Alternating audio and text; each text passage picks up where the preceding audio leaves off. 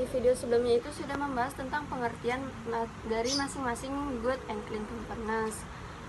Kemudian disimpulkan bahwa pengertian good and clean governance itu merupakan suatu pengelolaan tata pemerintahan yang baik serta bagaimana cara manajemen pembangunan yang sangat solid, dalam artian seluruh aparatur negaranya mampu bekerja sama dan bertanggung jawab yang sejalan dengan berbagai prinsip demokrasi dan pasar yang efisien.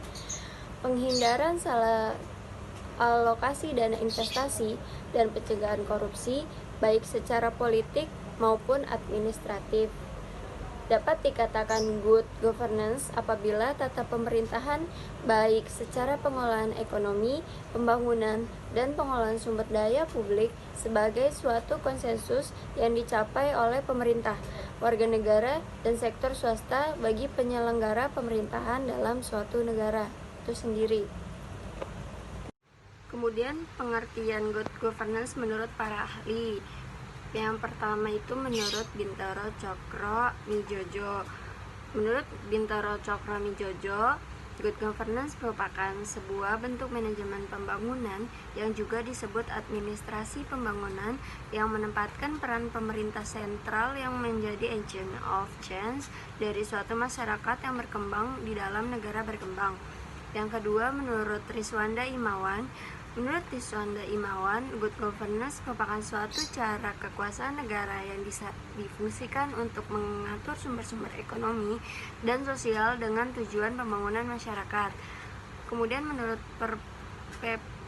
Peraturan Perundang-undangan Nomor 101 Tahun 2000, good governance merupakan suatu pemerintahan yang dapat mengembangkan dan menetapkan prinsip-prinsip profesionalitas, akuntabilitas, transparansi, pelayanan prima, demokrasi, efisiensi, efektivitas, supremasi hukum, dan dapat diterima oleh seluruh masyarakat. Sejarah good governance and clean government. Governance diartikan tata pemerintahan, penyelenggaraan pemerintahan, atau pengelolaan pemerintahan. Tata pamong baru muncul sekitar 15 tahun belakangan, terutama setelah berbagai pembiayaan internasional menetapkan good governance sebagai persyaratan utama untuk setiap program bantuan mereka.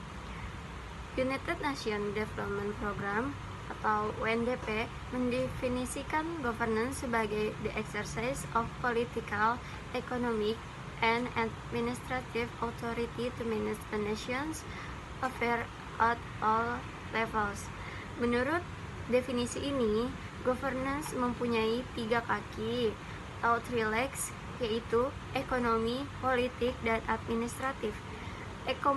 Economic governance meliputi proses-proses pembuatan keputusan decision making process yang memfasilitasi aktivitas ekonomi di dalam negeri dalam interaksi di antara penyelenggara ekonomi.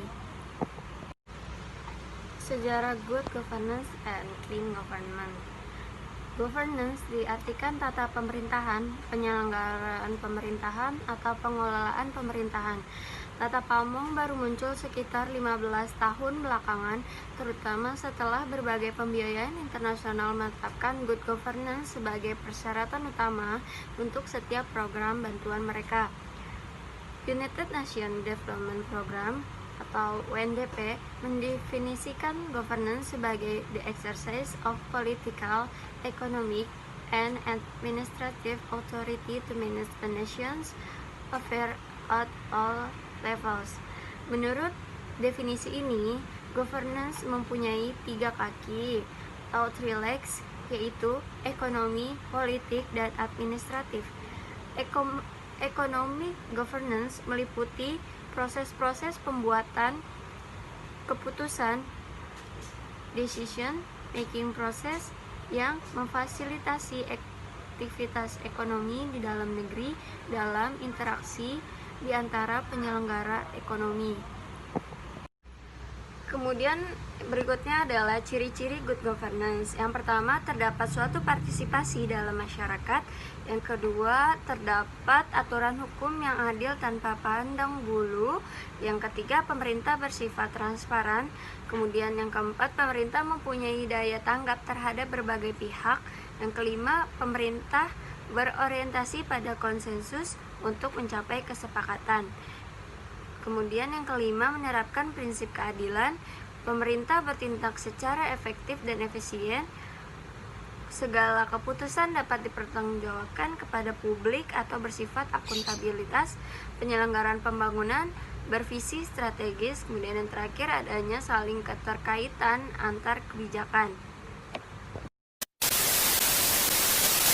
Kemarin di part 1 kita telah menjelaskan tentang prinsip-prinsip good and governance. Nah, dan sekarang saya akan menjelaskan tentang karakteristik good and governance. Yang pertama adalah adanya partisipasi masyarakat.